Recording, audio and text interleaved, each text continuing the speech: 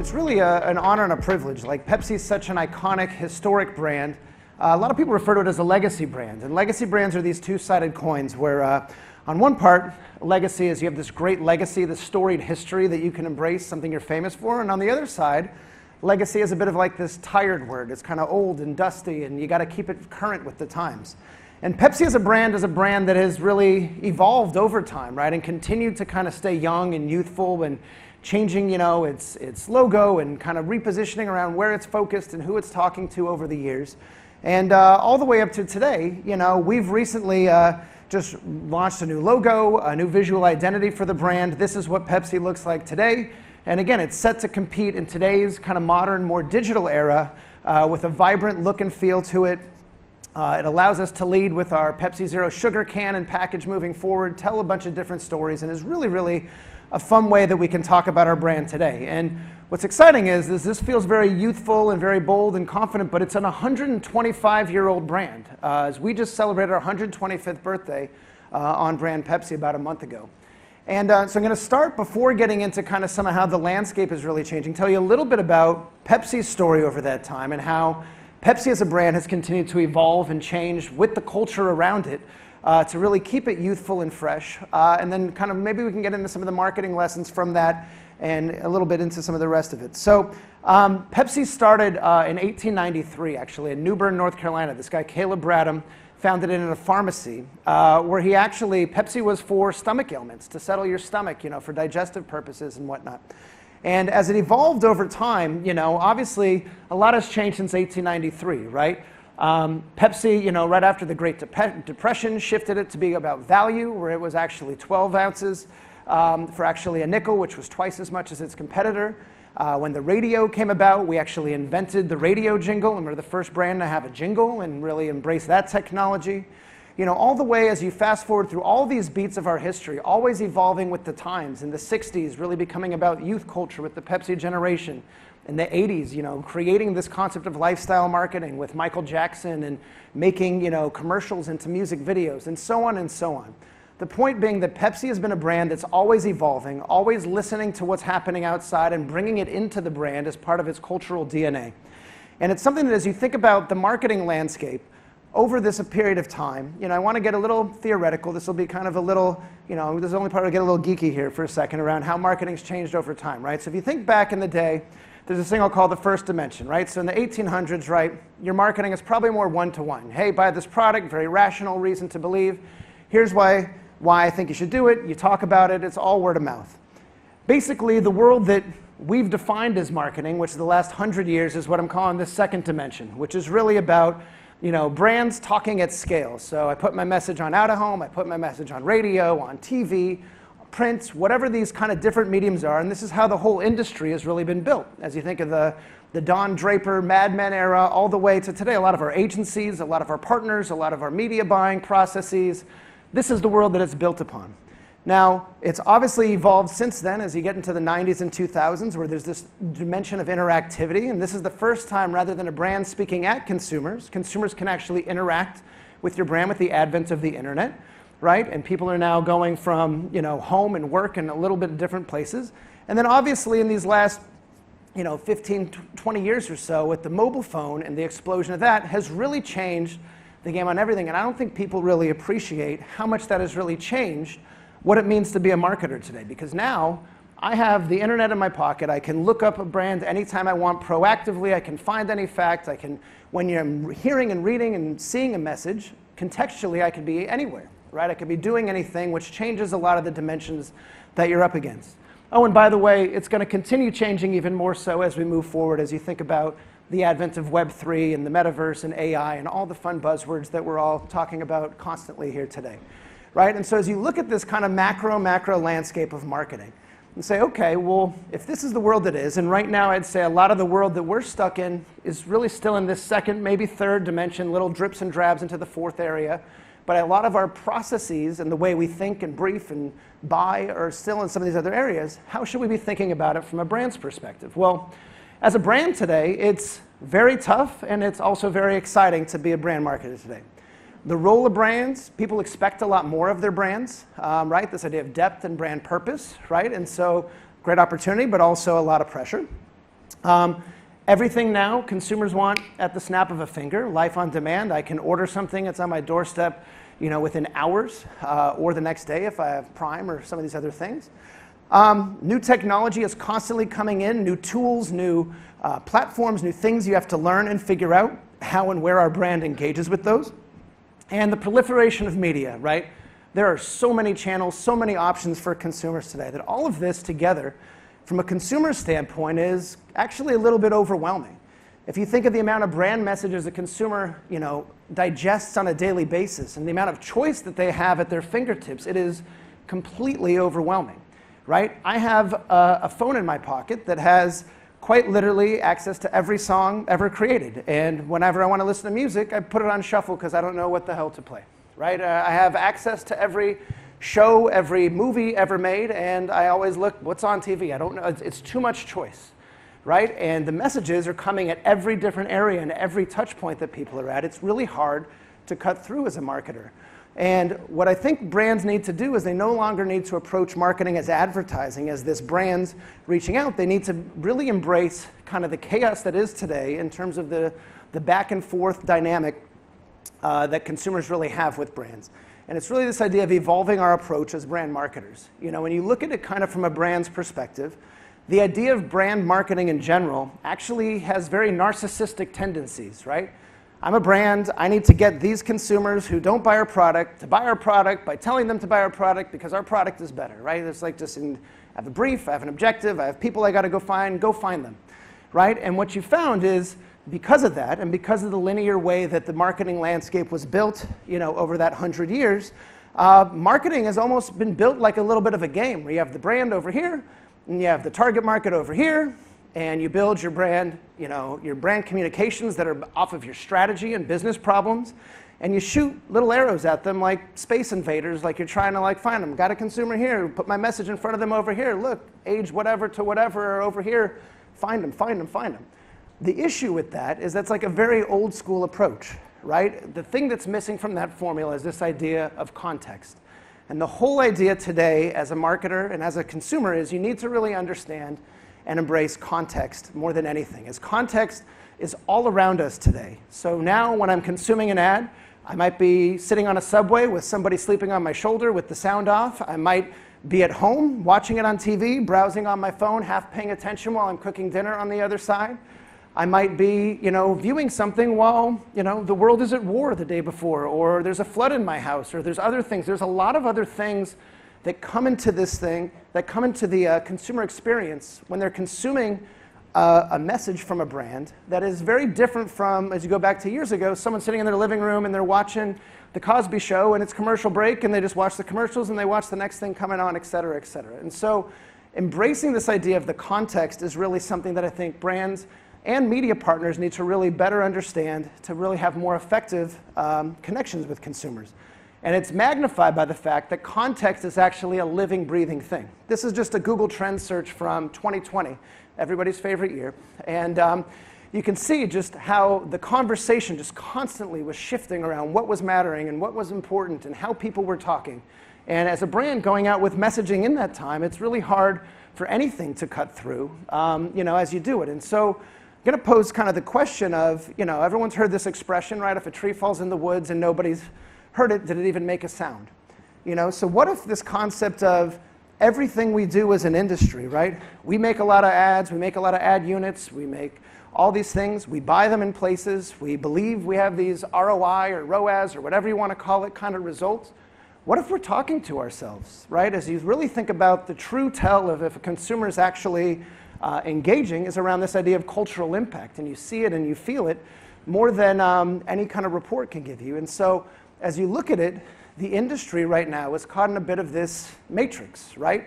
You have a brand developing a brief, we brief an agency that builds a creative, the creative then runs that creative on whatever media platform or outlet it is, and that they provide the ROI results back to the brand, and round we go. But the real question that nobody's asking is, does a consumer even give a shit? Do they even understand what you're talking to them, or did just the ad ran in front of their face, but did they process it? Did they understand it? Do they care about it? Do they engage with it? And so What do you think we would see if we took off the blinders, right? This is almost like the Matrix, right? You know, I'm not going to offer you any pills, don't worry. But it's, you know, this concept of if you really like look outside and say, what would it look like? I think you'd find two big fundamental things that are things we've started to embrace at Pepsi. The first is there is a world beyond paid media, right? It used to be like, hey, if you're in marketing, here's your budget, here's who you brief, here's where you run it, boom, boom, boom, boom, you're good to go. The reality is, if you think of in your own daily life, how much of your time is spent consuming paid media? I know whenever I see something on pre-roll on YouTube, I hit skip. I know when a commercial comes on TV, I look at my phone. I know when I get an email from somebody, I delete it. You know, it's all of those things, those tools, you know, that everybody has. It technically was delivered, but it didn't actually deliver to me in the right way that it was intended, right? And so when you need to look, there's clearly a role of paid media. So I'm not saying that there's no benefit to paid media. Clearly it's the best way you can dissect, you can reach, you can target, you can do all these things. But I think a lot of brands need to look beyond it, specifically this role of earned media.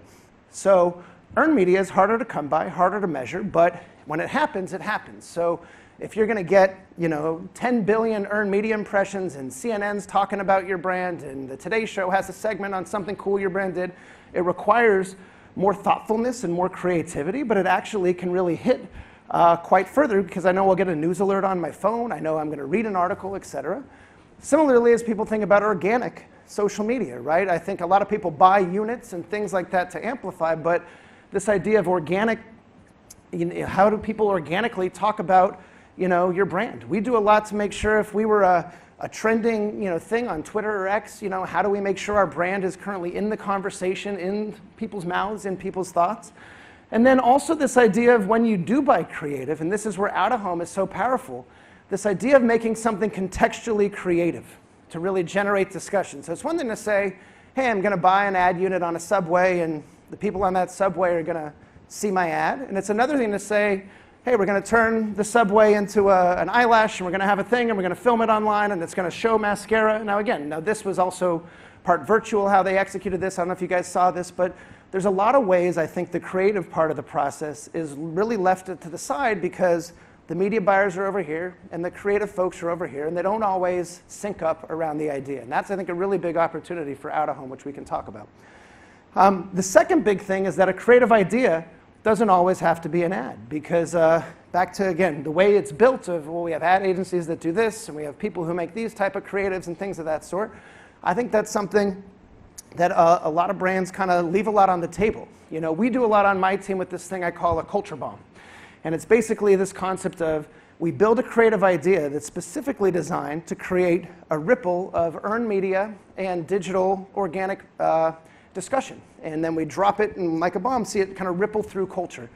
And you know, that's just something that we don't put a lot of paid media behind it. It doesn't cost a lot of money, but it's something that we've really started to craft over the years and generate a lot of talk value for our category, for our brand, really get into this kind of the fabric of culture.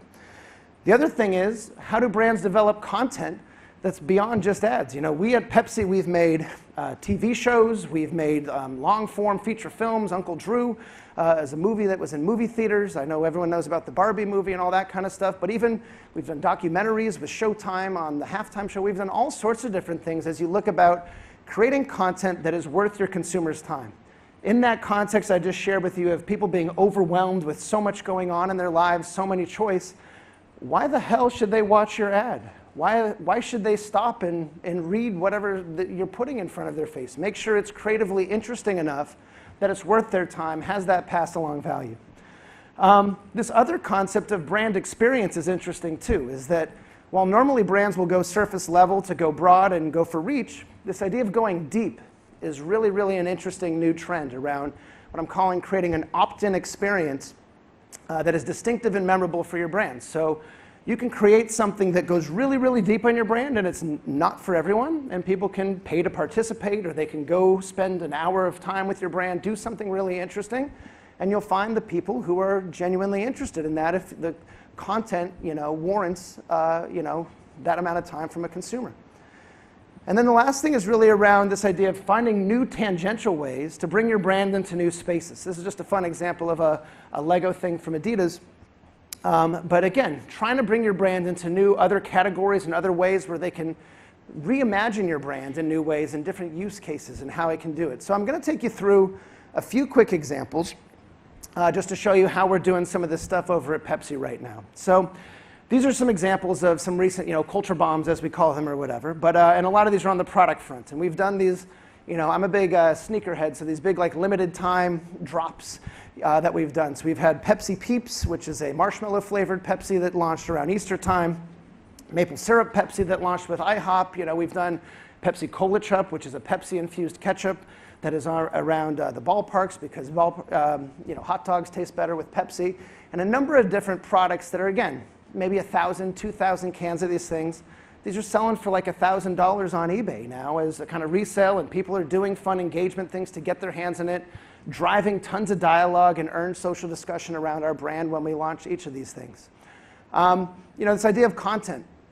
We, for over a decade, were the lead sponsor of the Pepsi Super Bowl halftime show. And it wasn't just about the show itself being really engaging content, but how we would activate around it. The last one that we had done with Dr. Dre and Snoop and Eminem and all these people, we had built a 6-minute, huge movie-style trailer to launch this thing. I don't know if you guys saw this thing called The Call.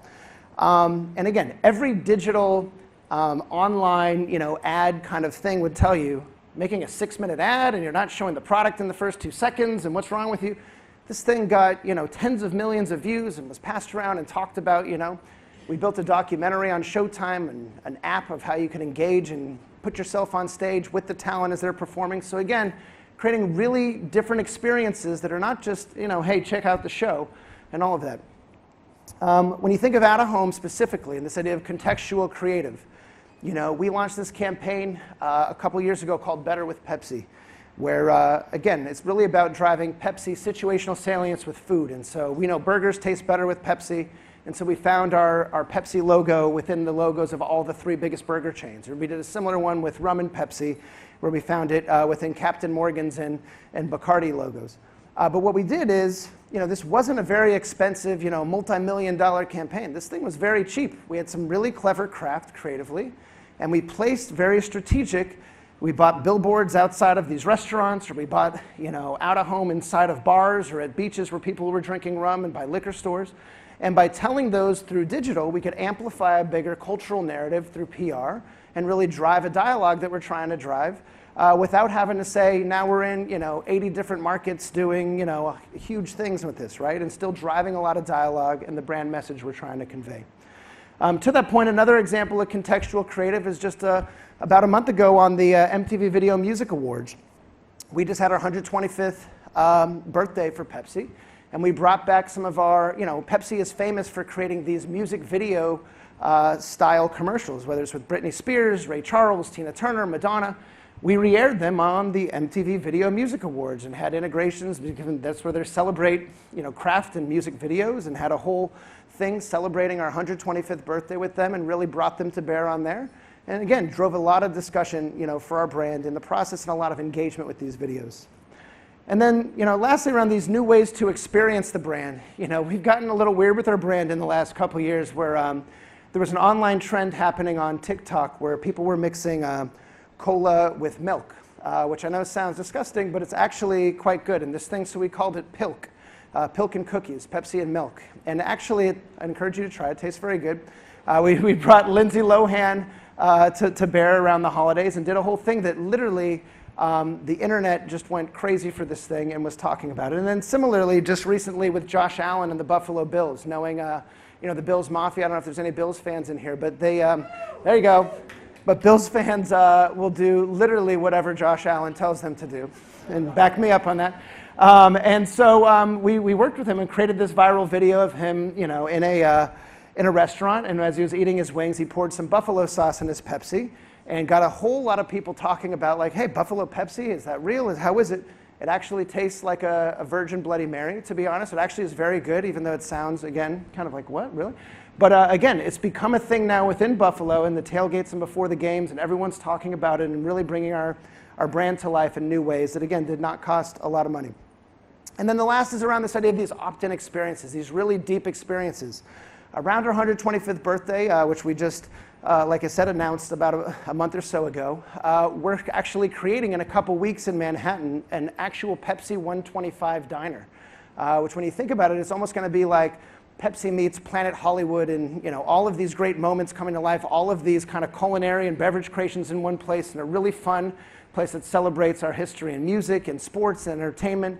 And again, we put this thing out there just with some PR and whatever.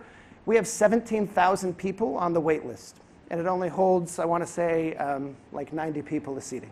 So we're working through that right now. But it's one of those things that, again, these are people who are paying money to come spend 2.5 hours with our brand and go deep through our brand story and history and try new things and experiences. And so again, just trying to think beyond just, of course we do all our big media buys, and we do a lot of stuff through our partners that we clearly get a lot of reach with, but it needs to be complemented by this idea of listening to culture and connecting with consumers on their terms today. And so that's just a little bit to get going. I know we wanted to spend some time. Barry wanted to chat through some stuff with me. So yeah, just wanted to kind of share that with you, and let's have a little chat. Thank you. If I could ask you to sit here. Thank you. No worries. Todd, amazing, and thank you. And you speak fast but articulate. Very fast. I think that was basically like Marketing 101 to 505 in 15 minutes, right? Yes, and I'm sorry, I speak very fast. No, it was great. To get through it on time. There was so much information, there was so much depth. You get the impression after listening to you that other marketers and media companies are playing checkers and you're doing like three-dimensional chess. I mean, it's really true, right? I mean, did you get that impression? On every level, the experiential. And boy, there's just so much to unpack here for Out of Home. Yep. I mean, we could do this forever, but we'll try to respect the schedule of the day. You talked about culture first. Yeah.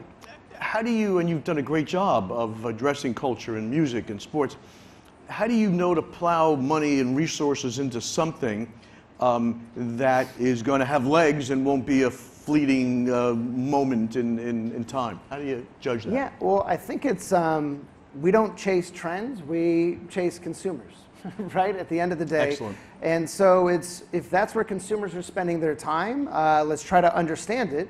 And it's not a matter of also just being there and throwing an ad in their face when they're doing the trend. It's about endemically understanding what that is about, why consumers are spending so much time. So when TikTok comes about, it's one thing to run an ad, it's another thing to organically understand, okay, well, why is somebody doing all these dances, or what's something that's going to catch fire, and how do you build that into your creative process is a really big part of that. That makes so much sense. You speak about Out of Home, and certainly in this world where cookies have been deprecated, as you mentioned, it's so much more important to have context. And you spoke so highly of context, and we see in our digital Out of Home and our Out of Home world that the power of context is insurmountable. Have you taken advantage of Out of Home in a contextual fashion? Yeah, totally. I mean, I gave some examples there, but Out of Home, it's so interesting to me because a lot of people sleep on Out of Home because they think of it's some dusty billboards by the highway and something I see on a road trip, and it's like, yes, and exactly. I would say there's no other medium, like Out of Home by its nature is local and contextual. It is in a specific location, in a specific format. You see it at a specific time of day. You interact with it in a specific way, and there's a lot of storytelling given that as the canvas that can go into the creative brief rather than, hey, let's just resize some crap and put it in this area so people will see it. And so I think the creative and contextual storytelling, when you look at the ads that win Cannes Lions or the ones that all of you share and talk about a lot, it usually comes back to somebody understood the idea behind this of like, hey, this is a digital ad unit that when it's over 90 degrees, it says free ice cream, or when it's, I don't even know what it is, but there's a million examples you could probably come into that tell stories that depend on why and when they're seeing it that only Out of Home can do. You're so right, and it ties in something else. So we are the evangelists of the digitization of Out of Home, and what that means is, of course, screens, but also something very key that you mentioned, content. You could put content on screens. You could work the context in, and also, AR, VR, QR codes, etc. It's really becoming, and you mentioned something really interesting there, which, we spend a lot of time at DPLA talking to brands, talking to agencies, but also talking to the creative folks of the agencies. And you mentioned how important that is to connect the creative and media. And still a lot of people kind of intellectually get it, but they're not doing it. But you guys are doing it. Yeah, well, I think it also comes back to some of the issues as I look industry-wide with how we buy media, right? Typically, if I'm a big brand like Pepsi or any other big brand, you have all sorts of things you're doing, and you probably go scale all the way down to very narrow and specific. And the nature of out-of-home, because of that great contextual nature, is it can get very specific. It's in this market, it's in this billboard, it's in this unit, it's in this sizing.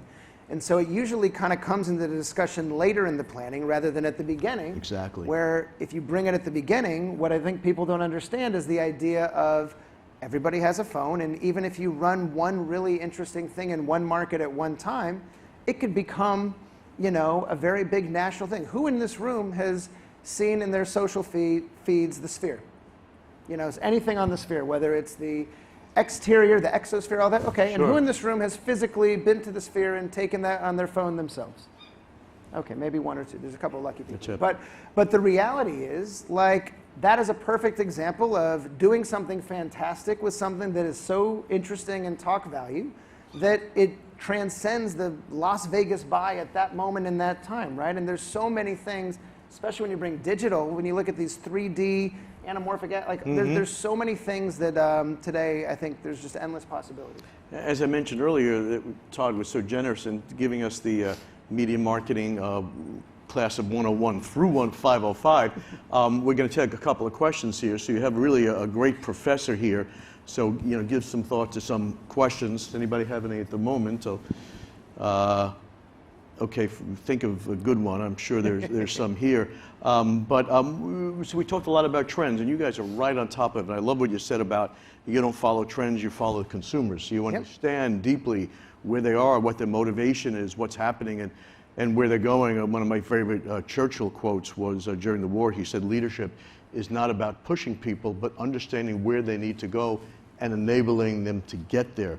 So, you know, that's what you folks do. Any sense of what trends you may see coming up in the marketing landscape or the consumer landscape? And let's get some questions if you have. Yeah, I think there's a whole bunch. I think one is, you know, as you look at kind of the fragmentation of the media landscape and where people are spending their time, you know, obviously everyone's spread thin between different streaming platforms, all this stuff, but I really do think the idea of short form content and the, you know, the creator economy, as everybody kind of sees it, you know, now that people's TVs in their living rooms can all have, you know, YouTube and all these other kind of channels enabled. And I think the role that creators will play in both creating the creative all the way through being the distribution channels themselves, I think is a trend that is here to stay for sure, that I think brands need to figure out how to embrace. But there's a whole bunch of other ones we can get into too. Yeah, and that Sphere is quite amazing, and everybody should check out the latest and the greatest.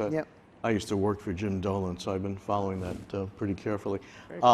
We have in the room a legend at her youthful age is Stephanie Gutnick, who has really helped really trans kind of build businesses from Broadside to out front. And now, congratulations, you're at Billups, and you're working with is that David in the Sunlight? It's good to see you, David Koppelman and Ben and everybody else. Did you have a question? Let me get a mic up here. Oh, if I can grab that next one. Go. Sorry. Yep. Thank you. Stephanie, nice to see you. Oh, and we've got a question over here too. Welcome, Stephanie. I always have a question when you're involved, Barry. Yeah, okay, so growing up, I loved Pepsi commercials on TV because they always had my favorite celebrities. Yep. And I feel like those created a bit of a zeitgeist in a community. You go to school, talk about those commercials with your friends. Yep. Which media do you think contribute to that kind of community feel around a brand, given cord cutters and, you know, people opting for ad-free streaming channels? So today, like, where would that water cooler topic be? I mean, obviously on all the social platforms today where people like to share and participate, obviously X or Twitter, whatever you want to call it today, I think is still one where people share in real time and talk about, especially around cultural moments. Like if you're watching the Super Bowl, that's what you're going to be seeing to kind of see what people are talking about. But I also think there's, you know, there's a whole secondary marketplace of when and how people share out ideas. So I think just through, you know, through Instagram and Facebook feeds and all that kind of stuff, I think that's really where a lot of that happens, where it's not like, oh my God, did you see this on TV? It's more like, oh my gosh, did you see this in your feed? I must have seen the U2 thing from the Sphere so many times in my feed, and I didn't see a news article about it. That's how I learned information, right? And so it's how the hack as a marketer is, how do you get in the feeds without buying an ad and pushing it in the feed organically so that people want to talk about something you're doing that's interesting? So you put it on out of home, and then we'll talk about it on social media. You could. That is one way to do it. I was waiting for the plug. Sorry, that is one way, absolutely, to do it. Yes. Thank you very much. Absolutely. Good. All right, we'll go to you in a moment. We now have Kevin McDonald, who runs Kinetic Canada and runs a lot of things, and I think there was also a deal that just happened here someplace. But go ahead with your question. Hey, Todd. Hey. So being Canadian, spending a lot of time in Quebec, so it's very well known growing up in school as one of the best marketing studies, Pepsi. In the province of Quebec. Yes. You guys are the dominant #1 brand there. I think it's got to be a huge internal case study for you guys. What learnings do you take? And as far as I can go back, that's 20, 30 plus years back where you guys really focused on the Quebec market, understood the STAR system. Are there learnings that came out of that market that you guys apply to other markets as a success story? Yeah, I think obviously every market is different. And to your point, Quebec is one of these ones where Pepsi just is hands down the dominant. When it becomes part of the vernacular, they say, "Are you a Pepsi?" Like, there's a whole kind of thing around it. But I'd say with each marketplace we go to, you got to approach it, still with the same level of confidence as if you're the market leader. When we were in Atlanta for Super Bowl a number of years ago, we bought out of home around the entire city of Atlanta, since we were the NFL partner that said, hey, Atlanta, thanks for hosting, we'll bring the drinks, and had all these kind of fun, at the expense of our competitor who's based down there, again, so I think it just really is about being authentic to your brand and making sure you have the same confidence and the same challenger mindset that Pepsi brings to the table, no matter which market. Thank you. We have one more from Anika from Marriott. Hi, Mr. Kaplan. Thank you so much for your presentation. I'm from Marriott. I'm in the in-house creative agency. Cool. So question for you is, this morning Tarek said that they're leveraging AI to extrapolate consumer trends, and we at Marriott are using it for customer service. How are you leveraging this bulldozer that's basically here? Yeah, I would argue it's here and it's not fully here. So I think AI is a lot of fun to talk about. I think AI is going to transform all of our lives in this room and as marketers and how we do a lot of things. But I think we're using it in a lot of the more efficiency kind of ways, I would say, as you look to optimize and as you kind of go lower funnel down to digital units, things of that sort. As you kind of go more up the funnel to creative development and all that stuff, I don't know that it's really fully as teased out, and we're kind of at a wait and see on some of that stuff, as the technology needs to catch up on some of it. But obviously it's going to be a huge impact, I think, for all of us as we move forward in this industry. But yeah, that's how we're looking at it right now. Thank you. Yep. Well, we are just lucky to have you in this, like I said, this great lesson. You've also given us a history lesson, Todd, from the beginnings of, anybody else, one last question? From the beginnings of drugstore Pepsi to Pepsi today. All right, we got one, and then we're going to go to Sean. We'll try to keep them quick. Thanks. I'll make this one quick. How has By the way, J.D. Allman from Intersection and son of Don Allman. Don Allman, for those of you who have a history lesson in at-home media. His best wishes to all of the What a great man he was, and is, yes. So I'm failing at brevity, but really quickly, how has cancel culture affected the idea of your culture bombs, if at all? Nice question. Good. It's a great question. Yeah. Listen, cancel culture. Your dad will be proud. Yeah, it's a tricky landscape out there today, is no matter what, especially for a mass brand, because anyone with a mouth can be a Pepsi consumer, right, at the end of the day. And so what we need to figure out is, I think, really just how to stay true to our brand and everything that we do. Don't step outside of the lanes or bounds of where our brand should play to try to get into discussions we don't need to be a part of and whatnot. And as long as we generally stay connected in the way that's really authentic to our brand values, to what our brand stands for, and where our product really does and doesn't play, hopefully, we can maintain, a healthy discussion while being mindful of what's happening out in the world around us, right? So obviously there's a lot going on right now, even as of this weekend, and as you look at other times of the year that are definitely a little bit more heightened than others, and you need to be thoughtful around how and what your brand says during those moments to make sure you're being sensitive to everybody at the same time. That's great to hear. This morning I opened up talking about the authenticity of out of home.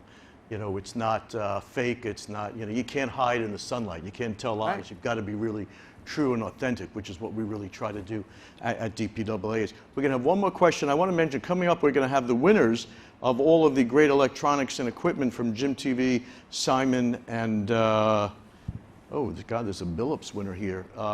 And another Simon winner coming up, and then we've got some more great stuff. And also, as we've seen, a lesson in media marketing. We're going to have a lesson in programmatic coming up from Monsieur Conti. Sean, tell us your last question of the day here. Todd, good to see you. Thanks for the conversation today. Yeah, of course.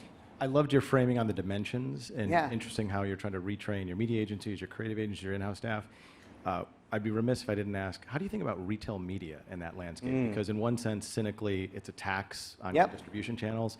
In another, it's huge context and opportunity as people are filling their cart physically or digitally. Just curious where retail media fits in your dimension. Yeah, no, it definitely fits as a part of that. It's a different type of media, I would say, versus reach, because it's usually more transaction oriented, more kind of lower funnel push, I would say. But again, it is the definition of being anchored in the node of context, right? And so I'm pumping gas and I see gas station TV, and boy, am I thirsty, and I know I can get a drink right here in the concession store. So I'm gonna maybe run an ad that is less about building equity and talking about our fun music things, and more like showing the fizz and the refreshment cues and saying, go get one for this low price today, so that would be very different than the thing I would air somewhere else. So it really depends on the context. Some of it is a bit of a, hey, we have our media, so please buy it. Others is much more effective than others. But yeah, I think it definitely has a role. Todd, you were fabulous.